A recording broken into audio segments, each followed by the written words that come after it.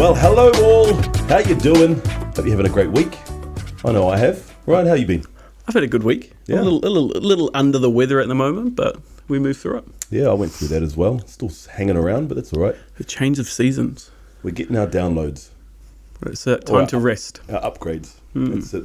Another episode of Journey with Michael and Ryan. Thanks for joining us. Always so happy to have you. Well, have you here with us. Beautiful people. Yes. We're talking about books that have influenced our lives today. I profess I'm not the biggest reader, but when I do get into a book that I really am into, I'll read it from cover to cover, and I take a lot of things away.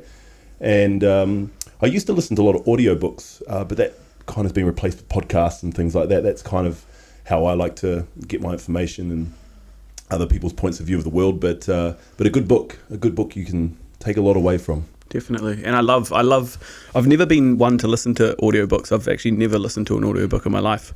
I actually downloaded my first one the other day, but still haven't listened to it because I actually just enjoy the process of flicking pages, having a pen and like underlining things and like bookmarking areas, even though I never go back to them.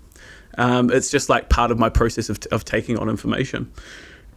And who knows, maybe that came from studying, like even engineering or like naturopathy, because like all of my naturopathic books just have lines everywhere and like notes down the sideline of like just, as a way to just, I guess, digest the information. I've heard a lot of people talk about, who are avid readers, and they talk about when you're reading a book, like the best way to absorb it is to just like scribble over it, write on it, like really mince it up, like absorb everything you can from it. And, because it's your book. I mean, it's not like you have to keep it precious and it's going to get passed on or go back to the library or anything like that. And I do a little bit too. Some books I've highlighted, especially one particular one called Meditations, it's a Stoic book written by Marcus Aurelius, and I highlight a lot of different things in there and scribbled all over it, and I've gone back to it numerous times. But I'd say that's probably the best way you can really get into a book. Yeah, I think it really helps you to absorb the information, because you're not just reading it and trying to take it in as you're processing it. You're actually going through the process of being like, oh, that's important to me.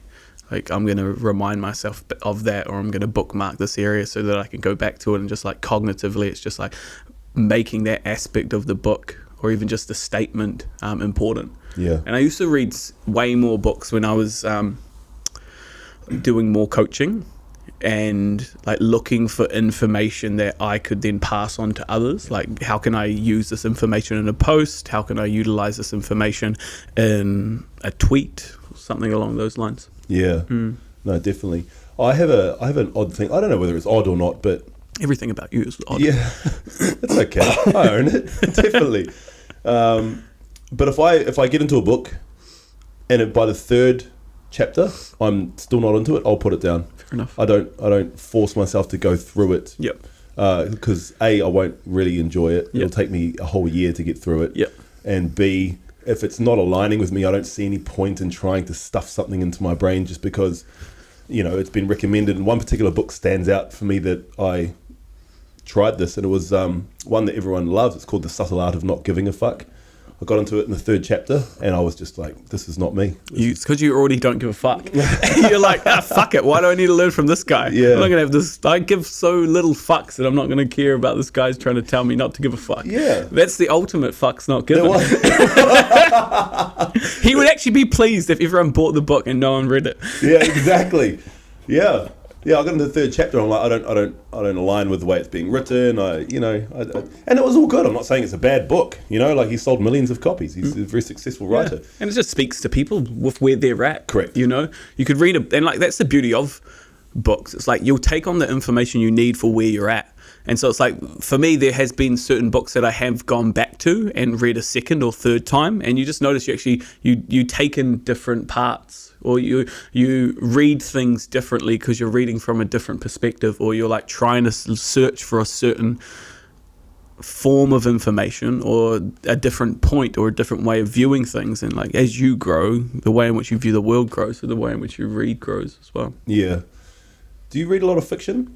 Never. Yeah, I've never either. Nah, never. The only time I've read a fiction book was actually like a full series, and it was when I was in high school, and it was a book all about vampires. It wasn't what was that one? Twilight? It wasn't like that Twilight. Yeah, it wasn't was. that. Definitely wasn't that.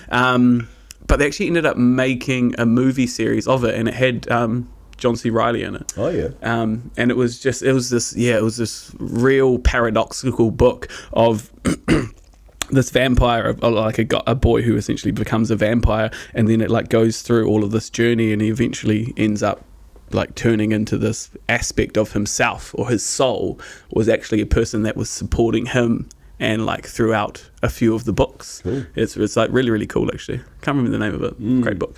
Well, I've heard that if you're reading before you go to bed, reading fiction's a good way to wind your brain down, because non-fiction's still stimulating. Yep. The various processes in your brain of trying to absorb and things like that.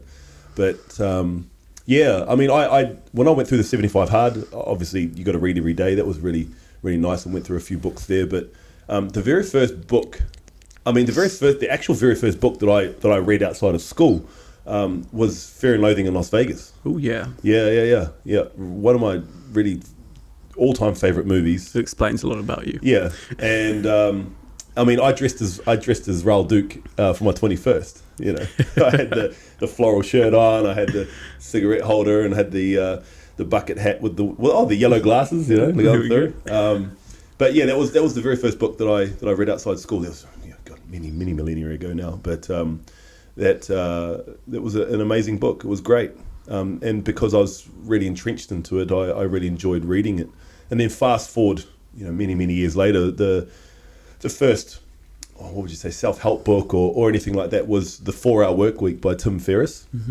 I had a bunch of recommendations from my brother-in-law, and that was one of them, and picked it up and went and bought it and started reading it, went right through it, and yeah, I took a lot out of it. And that was the first time that I was like, oh yeah, I can learn from somebody else and move through that. And then from that book there, I went on to an audio book straight after that, which was The 7 Habits of Highly Effective People by Stephen Covey. That was there's a lot of depth in that book there, and took a lot away from it, because I was in a really dark stage of my life there, and so I just go out on walks and just have it playing in my ear, and there's so much to it, so it took quite a while to get through it, but yeah, that was the first kind of couple that kicked me off into personal development. Yeah. 4-Hour Workweek we were talking about this just before the podcast, and the 4-Hour Workweek was one of the first personal development books that I read as well.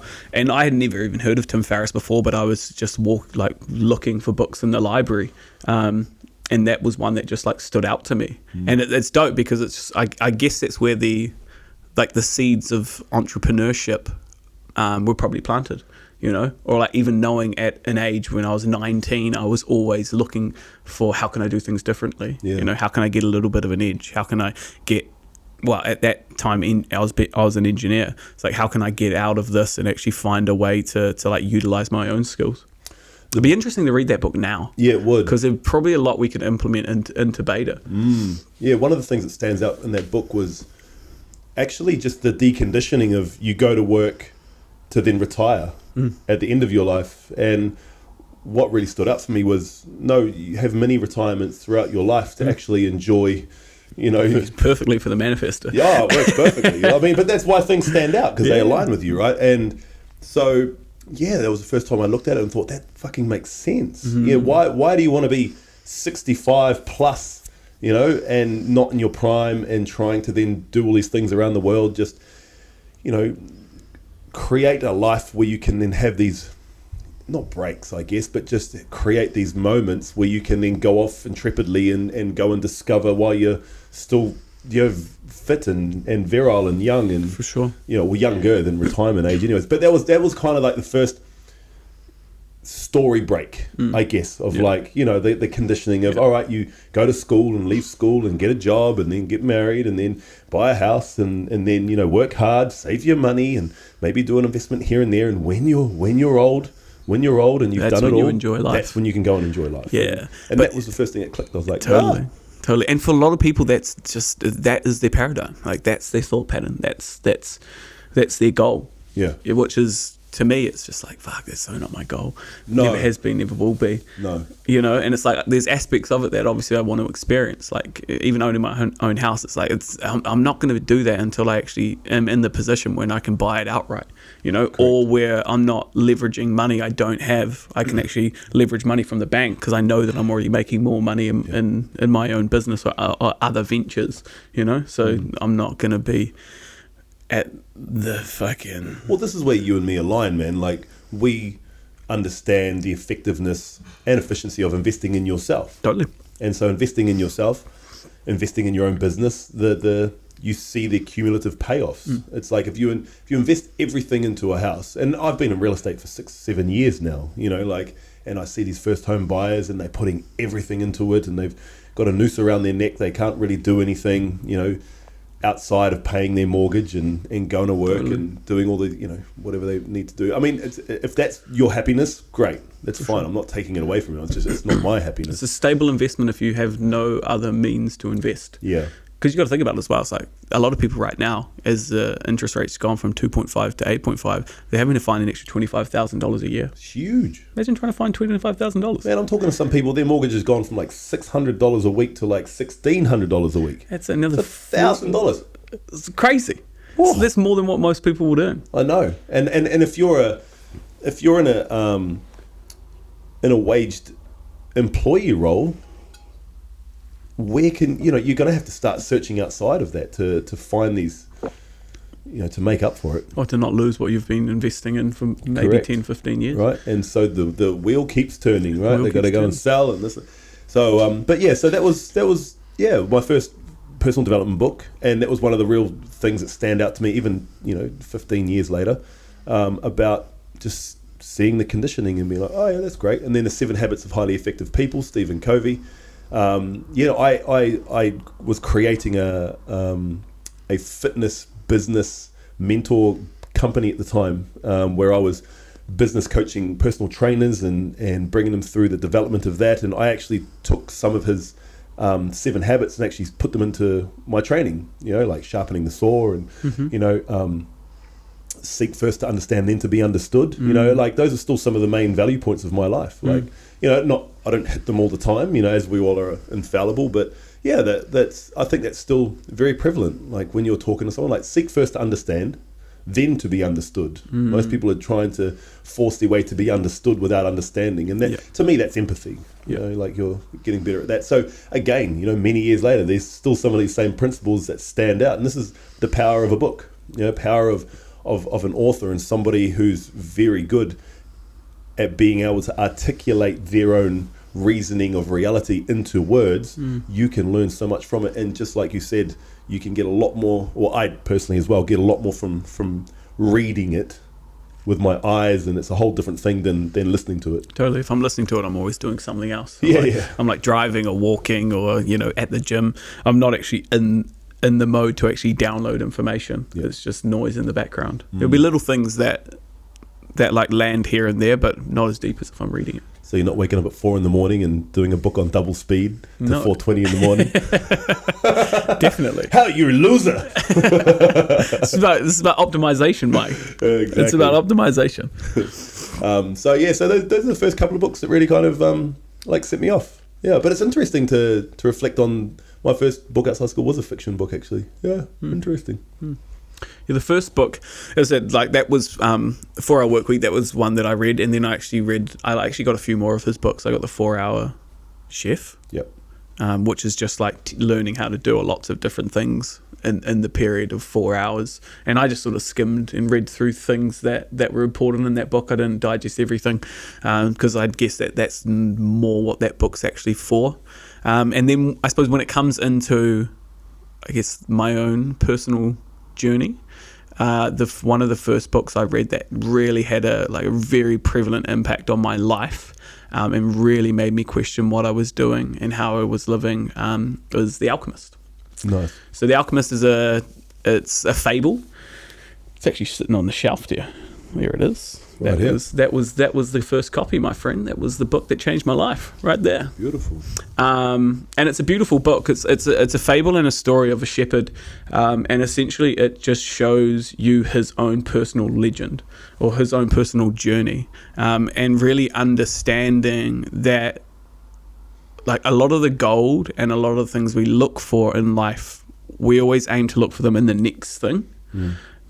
But a lot of what we're actually looking for, and it's like this idea of the alchemist and alchemy and you know, turning metals into gold, is all about like finding that alchemy in the present moment, finding that in what you're doing, and realizing that all of the gold and all that we're looking for is actually in, like, it's happening right now.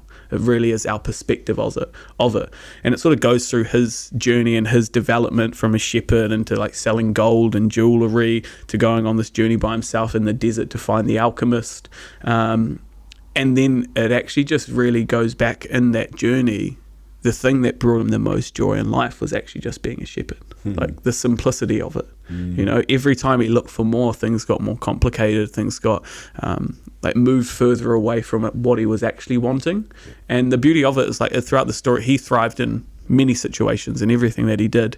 But it was just going back to that idea of simplicity and really finding what's true for you in the moment. Beautiful. I'm reminded of a fable, a bit of a story that's similar to that. And it's the story where on like a Mexican beach, you know, like beach town, and there's, you know, a 50-year-old, 60-year-old ex-banker, and, you know, and he's bought a house on the beach, and he's out there fishing, and, you know, and one of the locals comes up and says, "Oh, welcome, you know, nice to have you here, and, you know, tell me about your story." And he says, "Oh, well, I was a banker for X so-and-so, and, you know, worked really hard and had all these investments, and now I can just, you know, lay up on the beach and enjoy my life. And, you know, you could do the same too, you know." And he goes, "Well, that's what I'm doing right now. You know, like, why do I need to go through that whole process just to get here?" Yeah. You know, and that's the lesson in the same thing of, like, what are you searching for? What actually is it that you're searching for? What's within the present moment? You know, like, are you just wanting to go through all of this stuff so you can then just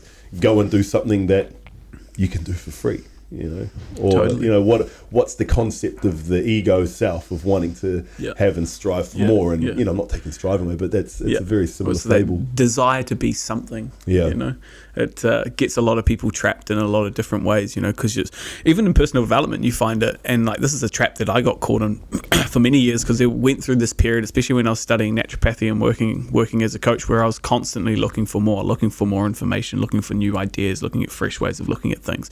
And so when I was going through that period, I read lots of books. Started lots of books, didn't finish many. The Manny Gin at play. That's me. And I always thought there was something wrong with me. Like, why can I never finish a book? It's because it's just not in my design. I'm there to start things and not always finish it. It's just is what it is. Get other people. It's the Manny part of his Manny Gin. Yeah, get other people to finish it for me. It'll be fine. Or utilize and grab the information that I need. And when I feel like I've got enough, I'm just like, okay, cool, on to the next thing. Yeah, beautiful. One of the very first kind of more spiritual books that I read that really opened my eyes, and it was a very easy read.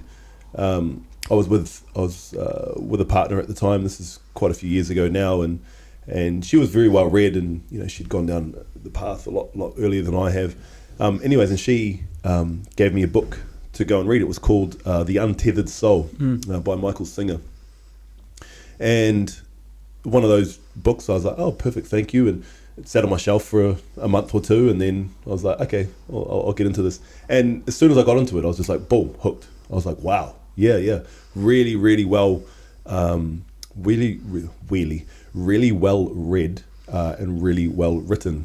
And it basically just kind of goes into the format of there's three selves within you, you know. You aren't your thoughts, because who's hearing your thoughts, you know? And I was just like, ooh, yeah, like the chatter in your mind. It's like, you aren't the chatter because you're listening to the chatter. And if you're listening to the chatter, then you're not the chatter. But then who is it that's listening? For you sure. know? And so, and it didn't go too deep either. Like, it was a perfect first entry book into that whole realm. And I was already doing breath work and different things. And so I was already on the discovery trail of the self and all of that as well. So this was just a really nice way written in black and white to go, oh yeah, I'm going to look at it that way, and went through that book very quickly, and then that led me on to The Power of Now by Eckhart Tolle, and I'm really happy that I read it in that format too, doing The Untethered Soul first and then The Power of Now, just because The Power of Now is deep. It's quite deep. It's hard to grasp if the concepts aren't already fresh in the mind. Correct, right? And so doing it that way it helped me understand The Power of Now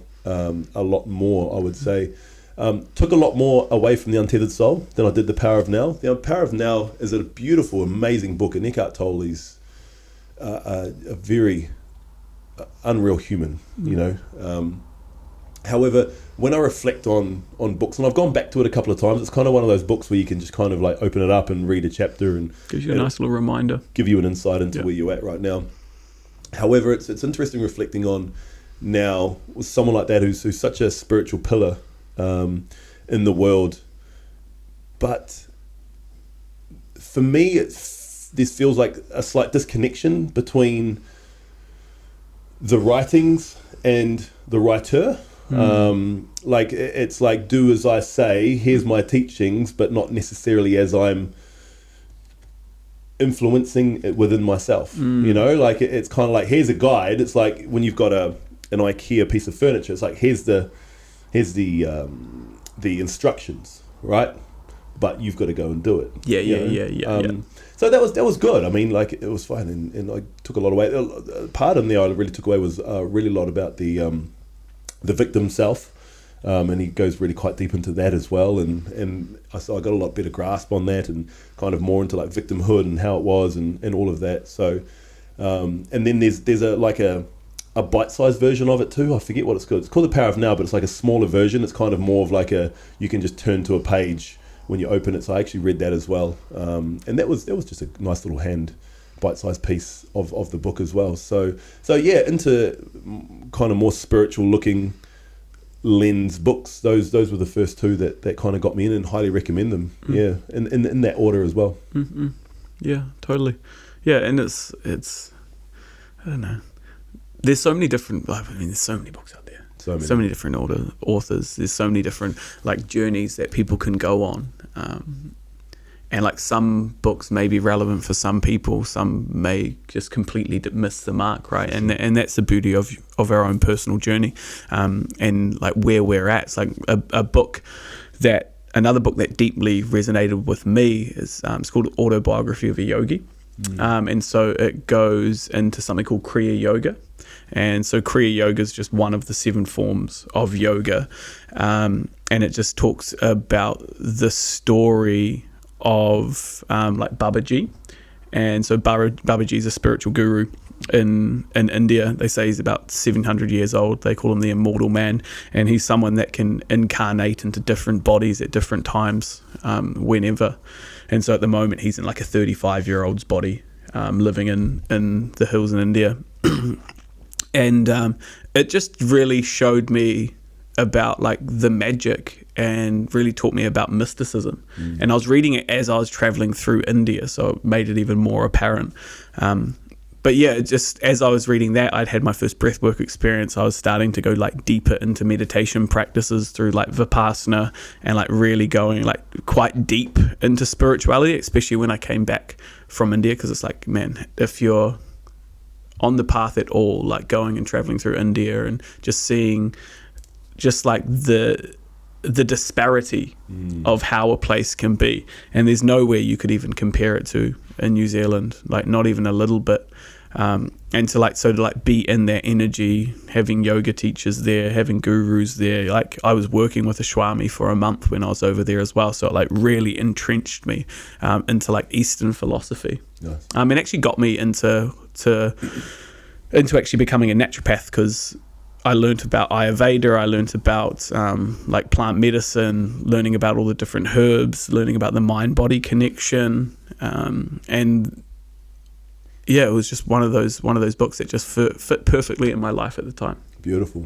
And what a cool connection as well when you came in and did rebirthing, and finding out the connection there from Babaji offering the rebirthing breathwork to the West, and running it through Leonard Orr, and then it's all part of the Dharma, baby. Walking into our teacher's house, and they got a couple of pictures of Baba G on there, and like I'd never heard of Baba G until I did rebirthing, and but it was really cool, like hearing your take on it, because you already obviously had created a bit of a connection with him through that book. Yeah, and then even when I came back, I actually went and did a few. Oh man, I did like maybe 6 months of every Monday night going and doing Kriya yoga, which is just like it's a very deep form of meditation. I just stepped out of it because I wasn't looking for a teacher or guide or or anything like that at the time. But yeah, very deep form of meditation where you focus on like a focal point in the middle of your forehead, your third eye essentially, but you're not just bringing your awareness to it. It's like you actually bring your gaze up to it, so it's like you're watching your third eye, and then you just listen to guided meditation. You can like feel the energy of it as it starts to like heat up. Beautiful. Yeah, it's super powerful. Wow. Is it something you think you'd go back to? To the line? Who knows? Yeah. Who knows? I could, like, depending on how deep we get into rebirthing and stuff, it's like rebirthing is such a powerful tool.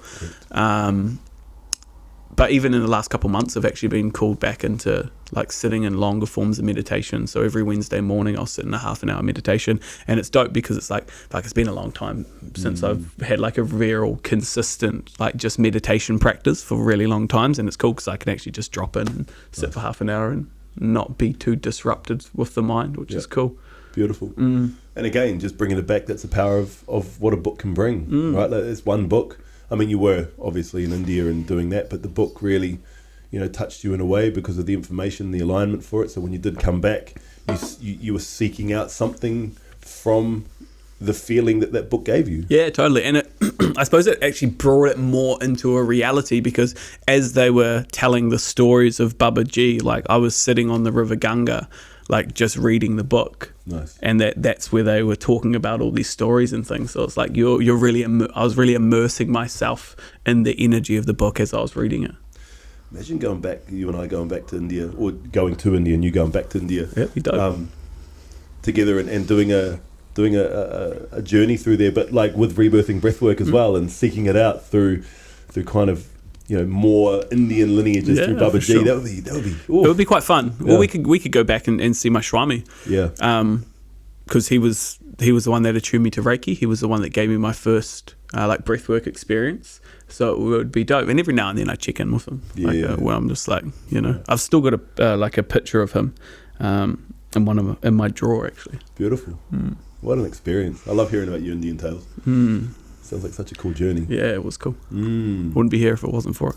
Totally, man. Yeah, exactly. And obviously that book has got a lot to do with it. Definitely. Yeah.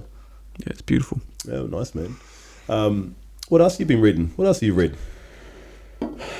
Oh, man. While I was studying, a lot of my attention and awareness when it came to reading just went into learning about nutrition, learning about the body.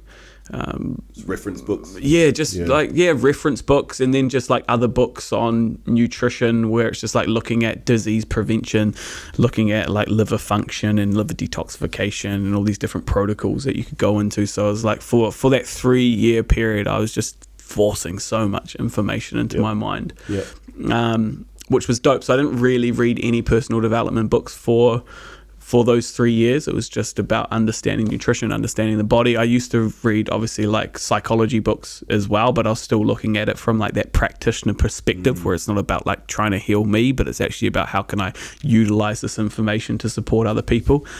So a really good book that I read on just like understanding trauma and understanding psychosomatics is The Body Keeps a Score. Yep. Really good book on understanding trauma, really good book on understanding like childhood trauma, really good book on understanding like different ways that we can actually utilize the body to move through trauma, sort of like from a bottom up perspective, where it's not like psychology where they focus on a top down perspective, where they're thinking about how can we actually change someone's perception of a situation. Like that's top down, changing the way in which we see what happened to us, whereas like bottoms up, changing the way in which we feel about things, the situations and the way things affected us. Yeah, beautiful. Yeah, nice, man.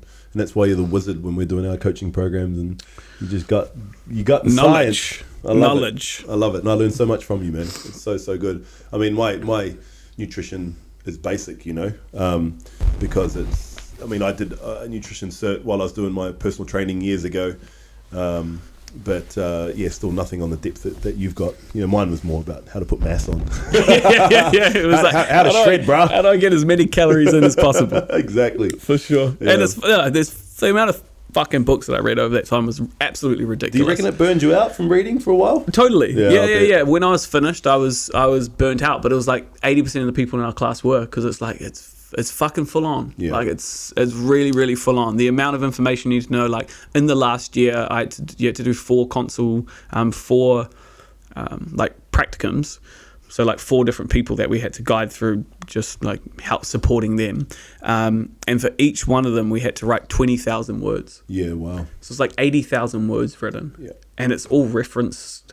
It's all like very science-based. It's understanding you to talk about all the different mechanisms, all the different enzymes, the way in which the body's communicating to each other. So it's like, it was full on. Didn't have ChatGPT back then, did you? No, man, if we did, God, it would have been lovely.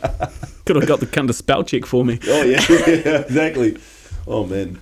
Yeah, I can't believe they nearly didn't pass you because your spelling, that's ridiculous. Yeah, totally. I mean, if you guys have read any of my posts, you'd probably find spelling mistakes through it, but I nearly didn't pass naturopathy because I think the teacher just didn't like me, because I was always, you're in a class of 27 people, there was only 3 males, and I was always the one that didn't mind questioning her views and the way in which she seen the world. That's why we're good at what we do, baby. Totally. Yeah. Well, I wouldn't be the person sitting here today if I didn't mention Dr. Joe. Dr. Joe Dispenza was a big influence in my life for a good section there, and it was kind of the same era of getting to the untethered soul, the power of now, and then moving on to Dr. Joe. And we've got one of his books right here, Breaking the Habit of Being Yourself. Really good book. They're very dense, like they're big reads. You're not going to go through it very quickly. And like I took my time on reading that, and then Becoming Supernatural. Becoming Supernatural is a powerful book, really, really powerful.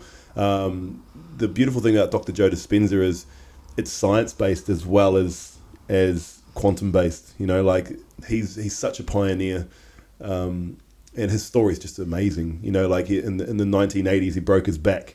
He was in hospital and he's walking out 6 weeks later, literally, and did no surgeries, no nothing, and he just harnessed the power of his mind to heal his body. And there's no woo in that. There's no spirituality. That's just truly, like you look at the people who are really pillars in the world of different things, and they've all gone through something so major, and so the breaking of his back was kind of like his karma that he needed to go through to figure out this gift that we all have, and now he's out there teaching. I mean, you look at him now. I mean, he's getting younger by the episode that you see him on TV. It's crazy. It's unreal. Yeah, for sure.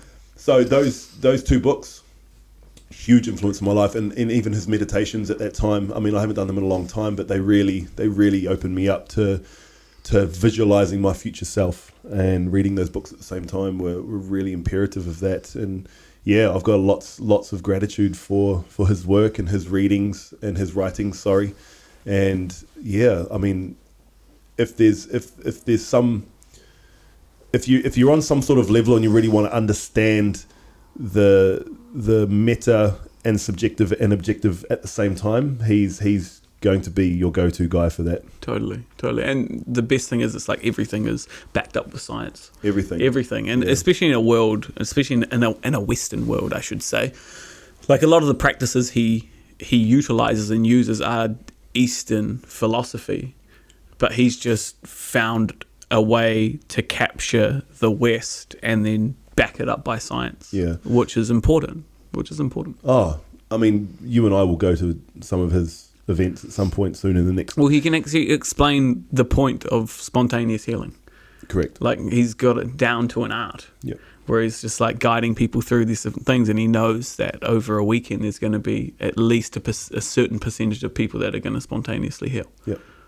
And what a powerful place to be. What an offering. Oh, God, yeah. So yeah, his book's there. Breaking the Habit of Being Yourself. So that goes into, I mean, the title says it all. It's it's shifting your paradigm and changing your conditioning of who you think you are and what you're led to believe, and then becoming supernatural, same thing, but just really talking about how we live in this cyclic, past experiences to create a manipulated future, and we're not really in the present. We're just creating a manipulated future off the past experiences that we have gone through, and so we just keep regurgitating the same life. We wake up, and we drive to work the same time and do everything the same, and then all of our triggers and responses and reactions are all just creating a future that's known, and so he really brings you into the present, and the meditations run with the book as well. So going to the supernatural one, he'll be like, okay, now jump onto this meditation, run through that, and really pulls you into the sense of being in your body now, and then helps you kind of understand what moving into the quantum is and how anything is possible. And what you're doing is you're basically killing old versions of yourself and creating the vibration of who you want to be, so you can attract. It's the law of attraction, really. And I mean, we do the same thing in rebirthing. It has the same outcome, but just a different philosophy and a different way of doing it. So very powerful, two very powerful books, and then outside of the scope of that, a bunch of his meditations and workshops and things like that. I couldn't recommend them enough. Totally powerful. I still recommend. I bought like 12 of his meditations when I was going through reading those books, and I still give them to clients. And talk about a lot of the philosophies that he utilizes in that book, especially the disruptor, where it's like just breaking that constant thought pattern. For me, and he uses, and you used to utilize a word called change. So it's like whenever you get caught in these thought loops where you're just constantly stuck in self-doubt, self-loathing, anxiety, hatred, where you're just really trapped in your mind, it's because that's what's known, right? That's what's comfortable. That's the path that's just so forged because we're so used to going down it all of the time. And then like utilizing the disruptors is just a word that's just pulls you out of it, and it's just like telling your mind, no, we're not going to believe that anymore, we're not going to listen to that anymore, that's not the track that we go down anymore. And it's quite cool because that's one of the gifts you got from one of your teachers, I guess, at one point as well, was like, I'm not that person anymore. Yeah. That's it. Totally. It all connects. Oh yeah. We don't do that anymore. There you go. There you go. I gotta remember that one. Just piecing the beautiful universe puzzle together, because it all fits somewhere, right? I need another cosmic reminder of that one.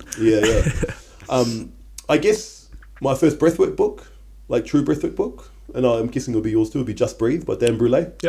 Like read that cover to cover. I actually borrowed your one.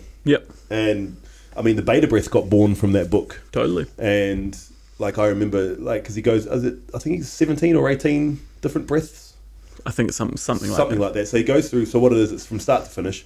So Dan Brule, if you don't know, he's one of the most world-renowned breathwork instructors, facilitators, coaches. So he was really at the forefront of the Western breathwork in the 70s and late 60s of rebirthing and holotropic, and he was just, I mean, he's one of the pioneers of rebirthing breathwork when Leonard Orr was kind of cultivating it, and they were just still doing it in bathtubs. Actually, our teachers really explained the story really well a few weeks ago, which I knew the story, but it was really cool to hear the go a little deeper. Yeah, it was really nice, and how they chose 12 people. It's like the 12 disciples got chosen out of the whole bunch of everyone, and then they realized it wasn't just in the water, it was actually the breath style itself, and very cool. So Dan Brule was one of them, and so then he went out into the world, and he's just done very well. I think he's kind of semi-retired now, but he's earned it. Who's Tony Robbins' breath coach? Oh, so yes. like that speaks volumes of who the person is. For sure.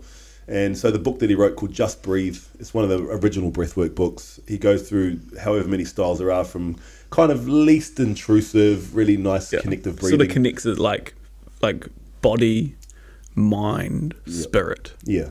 So he goes through all the different physical forms of breath work, then the ones to change your mind, then the ones to connect deeper. Yeah. And he finishes off with rebirthing. Yeah. Which it's like, this is the pinnacle. Let's go. Yeah, that's it. So that was the most influential breathwork book I read, and I was already doing breathwork. We'd already been quite deep into breathwork by the time I'd read it, and as I say, the beta breath got born out of that. And a lot of that stuff still sticks in my mind. What was really cool about borrowing your book was I got to see your scribbles and writings on it, which is great. Yeah, it was really nice. I loved that. Like, look at this weirdo. Why does he highlight these? It was great because I did the same thing, Yeah, go back and read it. A few of my scribbles will be in there. It's like, you bastard. Write my book. How dare you? Confessions on Journey. I know, here we go. Oh, you gotta buy me a new one now. It's hard to find. Yeah, I've tried to find it for many times. It's really hard to find. And that's what I love about books like that, because they are hard to find, but they're the gold, you know? They're not the mass-produced ones. So yeah, Just Breathe. If you ever want to understand a bit about breath work, and there are other books out there. I mean, there's one right here called Breathe, Exhale. There's another one called Breathe, and they're okay. They're not that good. They're very surface level written. Well, a lot of their teachings and a lot of their stuff would have come from Dan anyway. Correct. So it's just like they're just regurgitating his information without the depth. Yeah, without the depth in what they're teaching him. But Just Breathe is just like a guide, and it teaches you all of these different practices and doesn't tell you everything. It's like, no, go explore it. Yeah, exactly. If this resonates with you, explore it more. Yep, that's exactly right. So yeah, that's a powerful book. Really, really enjoyed that book. And about that same time, I finally bought myself a copy of Meditations by Marcus Aurelius. And so really, I mean, I'd already been understanding Stoic philosophy for a few years before then, before I actually went and got the book. And when I got that, I read that like every single night. Like every single night when I'd go to bed, I'd read at least a chapter or so, you know. And some of it's hard writing because it's very, you know, it's ancient writings, but it's obviously been translated as well. So, but I've gone back to that book probably 3 times, I would say. Cool. And every now and then I'll pick it up and just kind of turn to a page and do some reading on it as well. Yep. It's written, I mean, it's not a Bible, but it's written like verses of a Bible. Yeah. You know, that's probably the best way to explain it to somebody who hasn't read it. It's not a cover to cover book, like, and there's different facets of his own writings from different parts of his life. And what's really cool about this book is that it's his diary essentially, and his diary when he was Emperor of Rome, and he was going through all the different you know, takeovers and wars and things through Germania and various other places around the globe. And what's really cool, so he had a teacher called Rufus, who was kind of like one of the grandfathers of Stoicism, and kind of taught him and run through. But what's really cool, and it's not particularly about the writings itself, it's actually how he wrote. So in his journal, he instructed that it got burned upon his death, and it didn't, and that's how we have it. So he wrote this intending no one to ever read it, and that's why it's so powerful, because you see himself, even when he knew no one would read it, still hold himself to his own and Stoic principles. Like he wasn't complaining in his diary. He was just holding himself. He was being vulnerable. He was, you know, like it's that message of who you really are is when no one is watching. Yeah. Who you really are is when you think no one can see you, or no one will read you, or whatever. That's the true self of you. And what's really cool about this is how he holds himself through, you know, I mean, he ended up dying from the plague because he didn't leave the city. You know, he ended up selling a lot of the stuff out of the royal treasures to actually sell it to help the people. You know, and he didn't leave the city. You know, when all the other, you know, politicians bailed and all that sort of stuff. He's a great leader, very, very good leader. But the Meditations book itself, yeah, it really had a significant impact in my life, of the Stoic teachings and understandings. And like any other philosophy or spiritual teaching or whatever, it's not about, for me personally, it's not about absconding to the whole thing. For me, it's like taking bits and pieces out that really resonate with you want to implement into your life and creating your own philosophy of life. And that's what I got out of this book, Well, it's just like it's your own interpretation of it. Yeah, that's it. Yeah, and how's it actually how are you gonna implement it in your life so that it can have an impact in your life and the life of others around you? Yeah. So I used to do the same thing with the Tao. There was like a year where I would read it, and I would read just one like haiku or poem every single day. The Tao Te Ching? Yeah. Yep. And then sit in meditation for like 20 minutes and just contemplate it. Beautiful. I actually really enjoyed that, Need to find time for that. I see yourself pondering. Yeah, and it was cool because it was just like it was just like purposeful contemplation about obviously if, an idea that isn't your own, but it's like, okay, what's my interpretation of it? How can I actually utilize it? How can I implement it into my life? Is it something that does resonate with me? Is it something that isn't? Like, you know, and then even and then just seeing how it would actually implement into my life as well. Yep. Yeah, it was cool. Yeah, I totally enjoyed get that. Yeah, very similar level of philosophy, I would say. You know, ancient in its writings, and still your interpretation is your own interpretation. And you've got to make the interpretation for today, Yes. because it wasn't written for today. Although a lot of the problems that we still face now are exactly the same as what they would have faced back then. It's just now we have lights, Well, exactly. and cars. Yeah. And just false leaders. Yeah. You know, like For sure. They don't kill people, but they kill people, right? Oh, exactly, right. There's no leadership amongst any of them. It's no, that's beautiful, man. It's a couple of good books. Another couple I'll make mention of here, well, that I really went into to really understand relationships.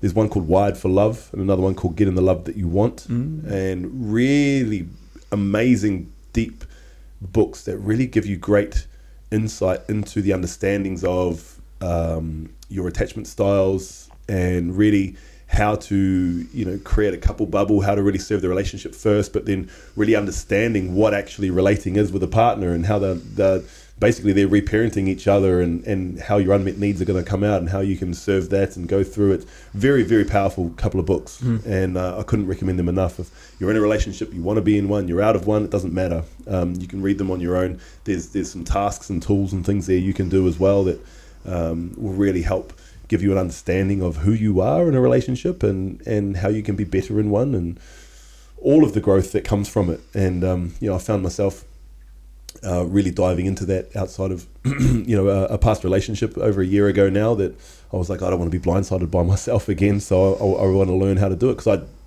realized we all never get taught unless you have a good loving parental upbringing. You know, most of us to a point have it every now and then, but yeah, Never really taught how to relate. No, with exactly. Ourselves and with others, and like loving relationships and friendship. You're never really taught how to relate. No, I never would have thought to have read a relationship book. No, but my God, it makes so much sense. Totally. It's like, yes, I need to be taught what I don't know. How am I going to work that out? Like, it's not. you can't see the painting when you're not in the frame, or when you are in the frame. That's right? very true, right? Yeah. You're inside the jam jar. You don't know what the jar looks like. The label is. So yeah, so those are a couple of worthy mentions as well. And then obviously another great book we've spoken about, Urban Tantra. Urban Tantra. Yeah, a beautiful combination of spiritual tantra practices with BDSM practices, and just the effortless flow of self-pleasure, and how to, you know, there's lots of different tasks and that you can do with a partner or multiple partners or whatever, how you're relating, and an amazing book, and you've read it as well. And and it just adds a new depth to life and presence. And that was probably the biggest thing I took out of that book was, man, the power of any sexual encounter is your ability to stay present in it. Yeah. You know, and it's like that clicked in me within the first story that she was telling, and I was like, fuck, the pleasures in presence. The pleasures in presence. Yeah, man. Absolutely.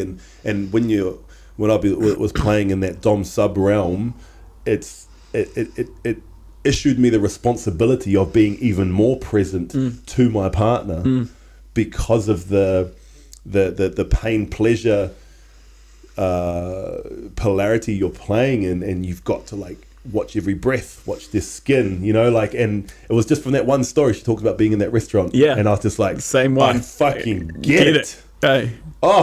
And the play has been so much better since. Oh, for sure, totally, because you're in it, and you're there, and your only focus is to be in it. Yeah, you know, and everything else just happens around it. Oh, absolutely. And even it removed the aspect that sex is just insertion. Like it's totally. It's everything else around it, and like that's one of the final things you go like when you're finally stoked the furnace and it's really calling you. And even then, you're like, hold off, because you're playing a bit more, and you know, and it's that fun dance of like, I want it, but I'm gonna hold up, you know.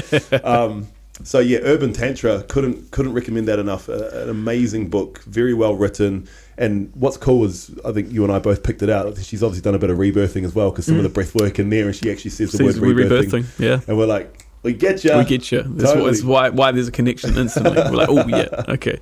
Actually, there's a book that I'd like to read again, actually. One of those ones, go back, and because you'll see it with different things each time. Yeah. There's so much information in there. There's so many different practices in there. Yeah. It's like, if you read it and implemented, it would take you so long to get through it. It's just like reading it, implementing it, adding a few things here and there, then adding more, and then it'll be, as you say, go back, read it again, add more depth to the experience. Yeah, absolutely. And so yeah, if you have even the slightest intrigue about BDSM, Tantra, just open sexuality or relating sexually, a really, really good book to start on. Yep. And I think the beauty is in it as well. It's like the lady who wrote it isn't like some famous Instagram person. No. Like, you go have a look on her Instagram and stuff. She's not really even that active. Like, she doesn't have that many followers. It's a new book, but it's like the depth of it comes from her own life experiences, not stories she's trying to tell to get famous. Yeah, correct. Yeah, she just did it to inform the world. Yeah, because I mean, that's her dharma, right? Well, that's exactly right. No, exactly. Well, man, for a couple of guys who profess we don't read a lot, we've got a lot of books to talk about. Yeah, it's totally. really, really quite nice. Yeah, it's cool. It seems to be a story I tell myself. I'm not really a reader, but I've actually read a lot of books, and I do enjoy reading books. I seem to just go through cycles, and I'm okay with that. That's all good. But I'm the same. I'll go through periods where, honestly, after I finished studying naturopath, I stopped reading as much. Like, I was like, God, I've had enough of that. But I'll read books every now and then. Like, I've been reading the 7 Hermetic Principles, and it's like a book that I'm picking up and putting down. I'll read a couple pages, let my fucking mind try to comprehend what is going on, and then I'll go back to it. It's not something you can read cover to cover, not at all. It's some alien language you're reading there, brother. Oh, totally. That ain't from this world. For sure. For sure. And you actually have to be able to digest it all. It's like, you need someone else who's reading it with you, or you need a teacher to actually try to communicate your understanding of what's going on.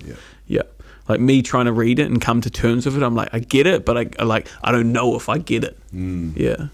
Maybe that's the intricacy of it. Yeah, nice, man. Oh, what a beautiful episode. I've really enjoyed that. Yeah, it was fun, bro. Yeah. It was fun. You reflect upon just life and the journey, and just like, even just like, I guess the books represent snapshots of where we were on the journey as well. Yeah, like, I've phonetically talked about books from one to the other, haven't jumped around. I'm like, oh yeah, like I was in that space when I was reading that book, and that got me here and here and here, and it's like, oh yeah, cool. Like, what's my next one? You know, like, that's it's going to be a privilege to kind of jump on that again. Yeah, we'll do another podcast on this in 10 years, and we'll tell you what we've read in the last 10 years. We will. Yeah, I like that. That's cool. Well, team, hey, look, if you want any of the recommendations, just reach out to us, and I'll do my best to try and put them all into the show notes for you. And yeah, just as I say, just don't feel bad if you don't consider yourself a reader. It's not, the end of the world, but it definitely does shunt you into the direction. And if you can get into some books and find some recommendations from people, and you find yourself getting into one, I feel like it's like anything, it's just starting. If you haven't been to the gym in a while, it's like, okay, I'm just going to just read 5 pages. I'm going to do that for a couple of days or a couple of weeks or a month, and then if you miss a day here and there, it's okay. It's not any big, and just kind of like keep that rolling, and then you'll find yourself, if it's a book you're into, you'll find time for it. You'll make time for it. That's it. And summer's coming up. Lots of lying around the sun over Christmas time. That's the one. We'll get into some books. Well, team, we love you. We'll see you next week. See you later, everybody. Sure.